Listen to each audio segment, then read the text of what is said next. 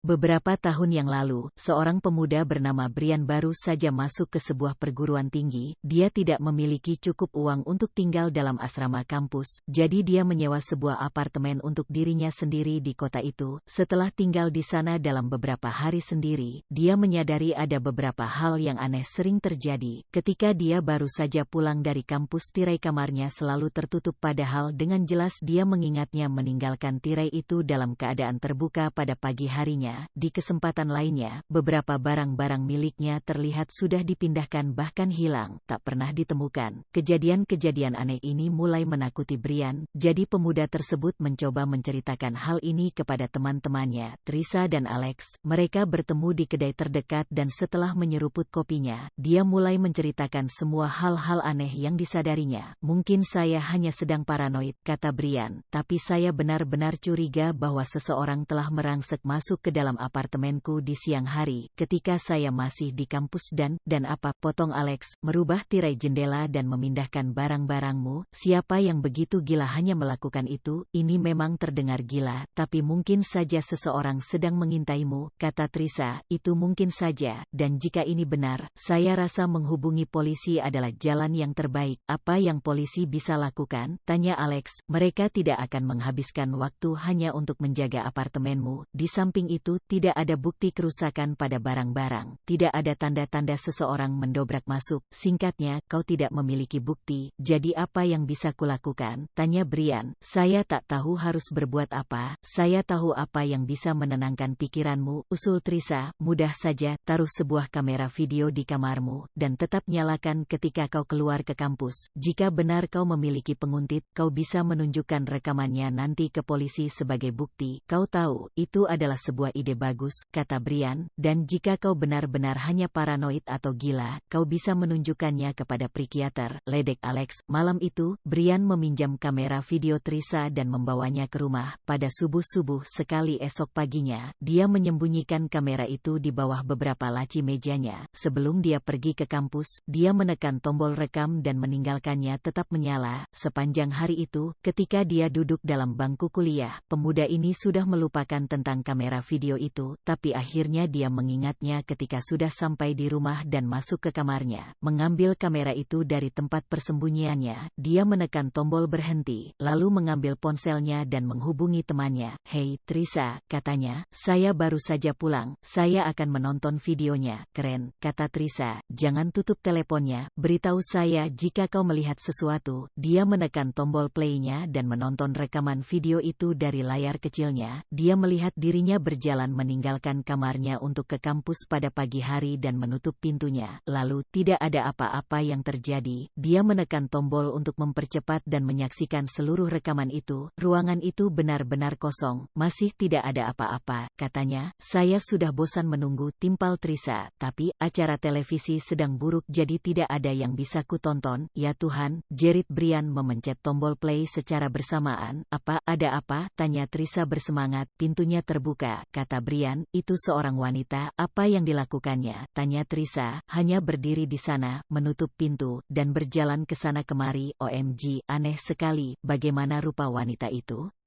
Saya tidak bisa melihat wajahnya. Rambut panjang, hitam, tipis, dengan pakaian sobek-sobek. Kau mengenalnya? Tidak, saya tidak mengenalnya sama sekali. Dia membawa sebuah pisau dapur yang besar. Dia berjalan melewati tempat sampah. Sekarang, dia mengambil pakaianku dan merobek-robeknya. Gila. Ada apa dengannya? Dia berjalan ke kamar kecil sekarang. Dia masuk ke sana. Segera percepat dan lihat apa yang dilakukannya lagi. Brian memperhatikan layarnya dengan seksama beberapa saat, tapi ruangan itu tetap kosong. Kau tahu apa artinya, kata Brian. Sekarang saya punya bukti ini dan saya bisa ke kantor polisi agar mereka menjagaku. Saya tahu, kata Trisha. Mereka pasti melakukan itu. Alex pasti gila kalau melihat ini. Pasti. Dia tidak percaya ceritamu. Cuma saya yang percaya. Saya tahu. Kau memang teman yang baik. Ya Tuhan. Apa? Brian menekan tombol play kembali. Pintu depan terbuka lagi, kata Brian. Siapa itu? Tanya Trisha. Oh, bukan apa-apa, jawab Brian. Itu hanya saya yang pulang dari kampus. Dia menyaksikan dirinya sendiri di layar, sedang mematikan kamera. Ayo ke kantor polisi sekarang, kata Trisa. Saya akan ikut denganmu. Kita bisa menunjukkan video itu. Oke. Saya akan menemuimu di jam makan malam 15 menit lagi, kata Brian mengambil kamera video itu. Oke, tapi tunggu dulu, kata Trisa. Kau bilang dia masuk ke kamar kecil. Apakah dia pernah keluar? Brian, apakah dia pernah keluar?